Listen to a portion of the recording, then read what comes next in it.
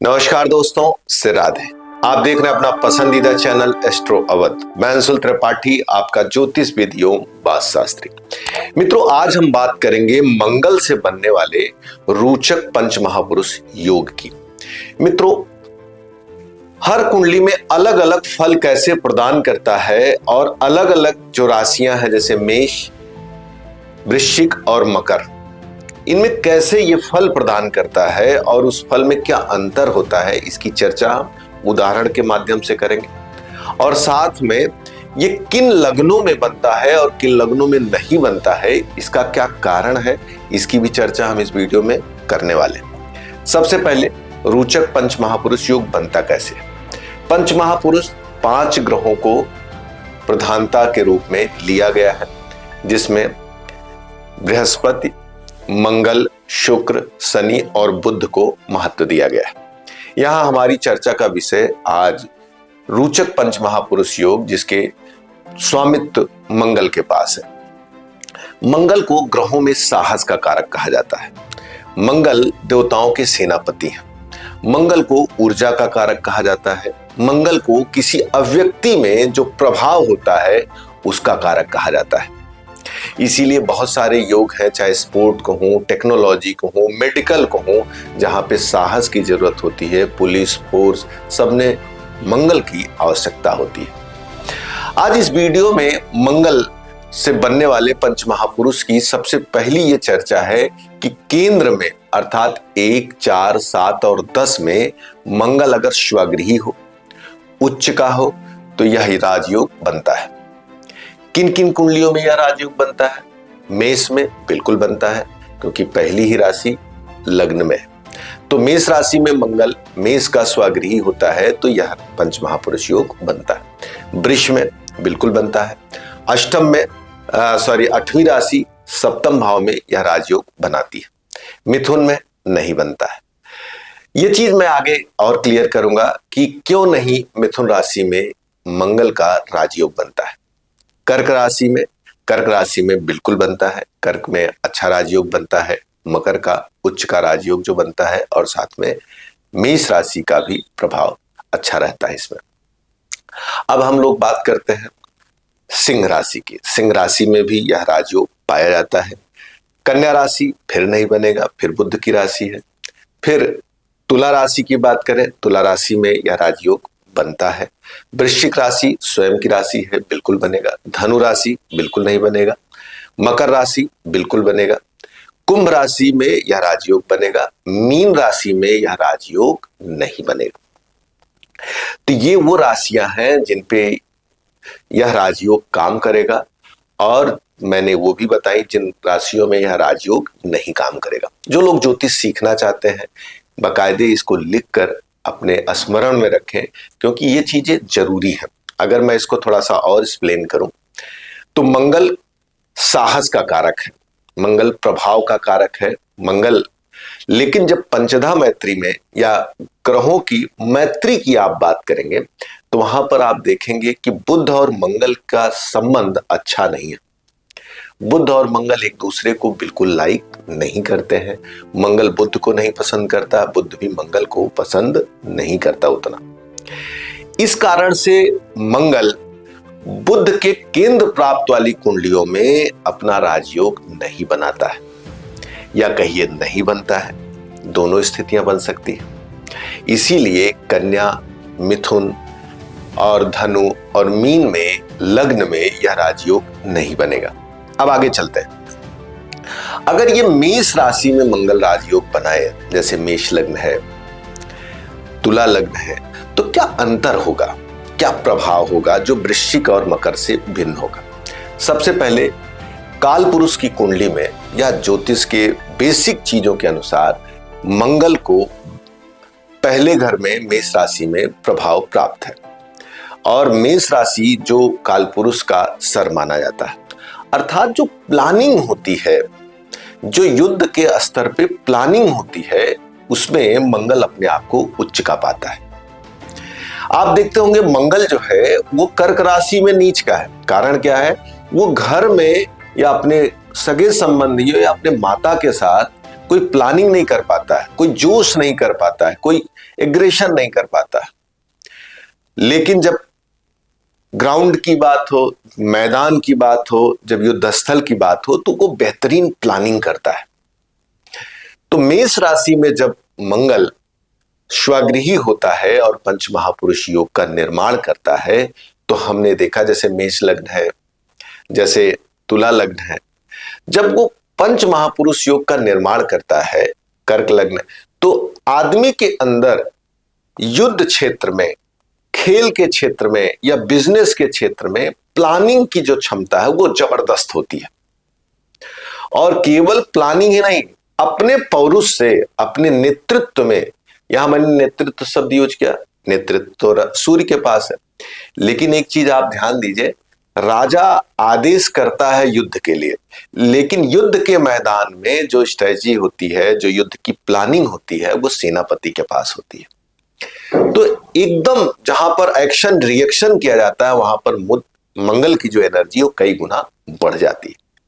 तो यहां पर मंगल जो है यो युद्ध के मैदान में अपना पूरा प्रभाव देते हैं। तो हमने कपिल देव जी की जब कुंडली देखी तो हमने देखा तुला लग्न थी, सप्तम में मंगल स्वगृही है। तो यहां पर केंद्र में मंगल का स्वगृही होना पंचमहापुरुष योग में रोचक पंचमहापुरुष योग का निर्माण करता है। लेकिन इस पंचमहापुरुष योग में मंगल का सप्तम में उच्च का होना, अर्थात दशम से दशम में स्वगृही होना, माफ करिएगा, यह मंगल कपिल देव जी को ग्राउंड पर एक बेहतरीन नेतृत्व की क्षमता, आपने देखा होगा कि जिस विश्व कप में वो जीते थे, उन्होंने एक बेहतरीन रन भी किया था और उसमें उन्होंने अपने जो इनकी एक सोच थी, जिस समय भारत को क्रिकेट जगत पे कोई बड़ा नाम नहीं था, लेकिन इनकी नेतृत्व क्षमता, इनके खुद के पावर ने भारत को इस स्थान पे पहुंचाया कि आज भारत दुनिया के बेहतरीन क्रिकेट टीम में जाना जाता है। तो कपिल देव जी की जो नेतृत्व क्षमता थी, और स्पेशली ग्राउंड पे और स्पेशली टफ टाइम पे, आपको याद होगा जिम्बाब्वे के साथ जो मैच था जिसमें इन्होंने अपना सबसे बेस्ट परफॉर्म किया था और टीम की स्थिति काफी ज्यादा खराब थी, और यही नहीं, वो टूर्नामेंट भारत जो है हारते हारते सफलता को प्राप्त किया था कपिल देव जी के नेतृत्व में। तो इस कारण से यहाँ का मंगल आदमी को ब्रेन से काफी स्ट्रांग करता है। बौद्धिक रूप से क्रिकेट बल का खेल नहीं है, क्रिकेट बौद्धिक खेल है। दुनिया बहुत आगे हो गई है, वहां पर हर चीज दिमाग के बल पे खेला जाता है। तो वहां पर कपिल देव जी ने अपनी बौद्धिक क्षमता, धैर्य क्षमता, नेतृत्व क्षमता और टफ टाइम में जो मंगल का स्पेशल गुण है, वहां पर उन्होंने अपने पौरुष को बनाए रखा और उन्होंने देश को पहला विश्व कप प्रदान किया। ये मंगल के मेष राशि के उच्च स्वगृही या मंगल के केंद्र में होने के रोचक योग का प्रभाव है। अब हम बात करते हैं दूसरे की, वृश्चिक राशि की। जब कोई भी वृश्चिक राशि में पंचमहापुरुष योग बनता है तो वृश्चिक राशि कालपुरुष की अष्टम की राशि है, गोपनीयता की राशि है।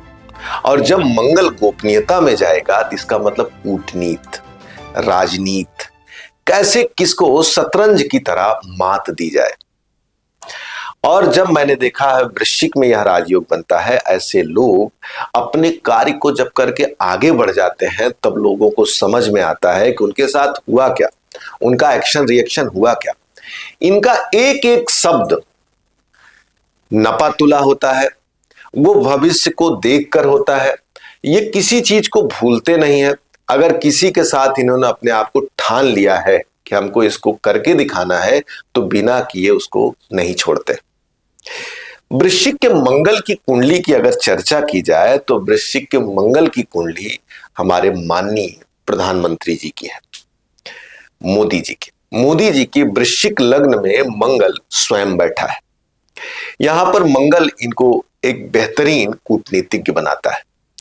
राजनीति में कैसे अपनी गोपनीयता को बनाए रखते हुए आगे सफल होना है, मोदी जी के एक एक कदम की आहट किसी के पास नहीं है।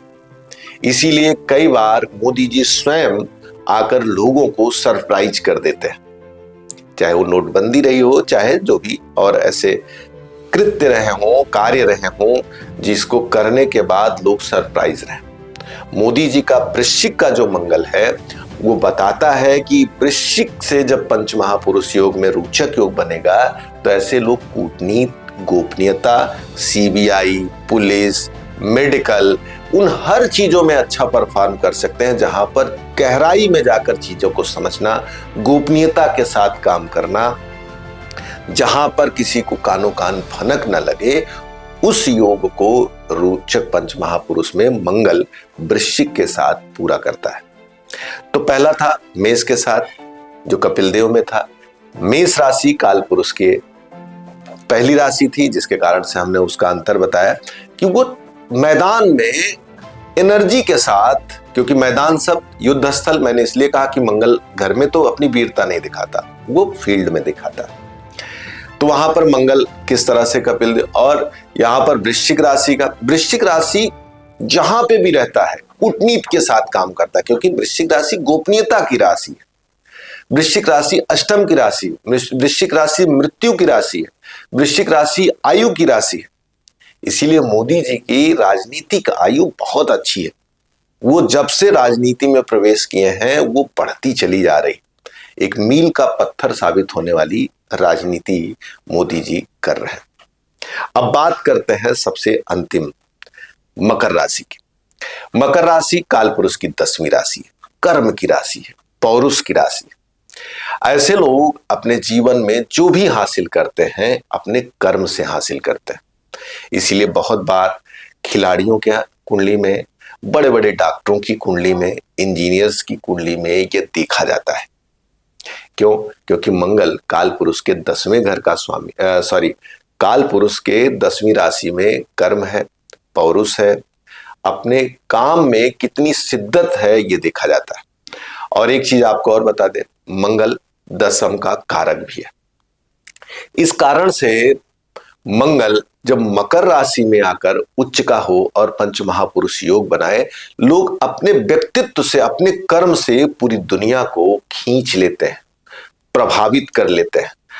और यही नहीं, जो एक लंबा नाम मिलता है, एक लंबा जीवन होता है। कारण क्या है लंबा? क्योंकि शनि की राशि है।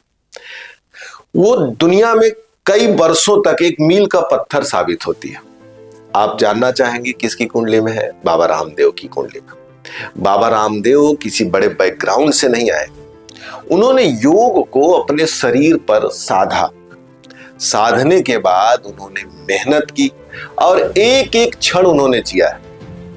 हम लोग किसी की सफलता को देखते हैं, आज भी रामदेव जी दूसरों को सिखाने के लिए या व्यक्तिगत जीवन के लिए कई घंटे योग से होकर गुजरते हैं, जिस कारण से किसी जमाने में स्वास्थ्य से वो परेशान थे, लेकिन आज दुनिया के सबसे फिट पर्सनालिटी में उनका नाम लिखा जाता है। उनके ऊपर आयु का जो प्रभाव होना चाहिए वो कम है। उनकी योग की मेहनत के नाते ये तो उनके इंटरनल प्रभाव का प्रभाव है, लेकिन जो उन्होंने अपने पौरुष से, अपने शरीर से, अपने कर्म से पूरी दुनिया को बता दिया योग के बारे में। और यही नहीं, उन्होंने एक बड़े व्यवसाय को खड़ा किया, एक बड़े समूह को खड़ा किया, एक बड़ी टीम को खड़ा किया। जो नई उम्र के लोग हैं उन्होंने रामचरितमानस नहीं पढ़ा है, उन्होंने रामानंद सागर जी के रामायण को देखकर रामायण को जाना। उन्होंने वाल्मीकि जी के रामायण को देखकर रामायण को नहीं जाना। ऐसे ही जो नई पीढ़ी है उसने पतंजलि के योग को नहीं पढ़ा, उसने बाबा रामदेव को टीवी पर योग करते देखा और रामदेव के योग से अपना संबंध बनाया। ऐसे तो योग काफी पुराने हैं, लेकिन रामदेव जी ने उसको मॉडर्नाइज करके जन जन तक, घर घर तक पहुंचाने का जो कार्य किया, जो एक टीम वर्क किया, वह सराहनीय है। और उसका मूल कारण है कि मकर राशि कर्म की राशि है, पौरुष की राशि है। आज भी मैं देखता हूं रामदेव जी जब अपने शिविर में वापस आते हैं दौड़कर, उसके बाद फटाफट योग में लग जाते हैं, हवन में लग जाते हैं, एक साथ टीवी के साथ भी है, माइक के साथ है, पब्लिक के साथ है, सबको मैनेज करते हुए आदमी प्रतिदिन इसी स्पीड से जीता रहता है। 365 दिन में कोई आराम नहीं, लगातार टीम वर्क करते रहते हैं। एक तरफ अपने डेली के रूटीन को, कंपनी के रूटीन को, सारी चीजों को मैनेज करते रहते हैं। तो ये पावर कहीं न कहीं से मकर राशि के मंगल से देखा जाएगा। तो मित्रों, इस वीडियो में हमने सबसे पहले मेष, फिर वृश्चिक, फिर मकर की बात की। इन तीनों के मंगल के स्वगृही उच्च होने का अलग अलग प्रभाव है। एक तरफ मेष का मंगल मूल त्रिकोण राशि का है, दूसरी तरफ मंगल वृश्चिक का है, स्वराशि का है, तीसरी तरफ उच्च का मंगल। और हाँ, मंगल ही एक ऐसा ग्रह है जो 28 अंश अर्थात काफी लेट में जाकर उच्च का होता है। मैंने देखा है इन लोगों की उम्र जैसे जैसे बढ़ने लगती है, इनका प्रभाव काफी ज्यादा होता है।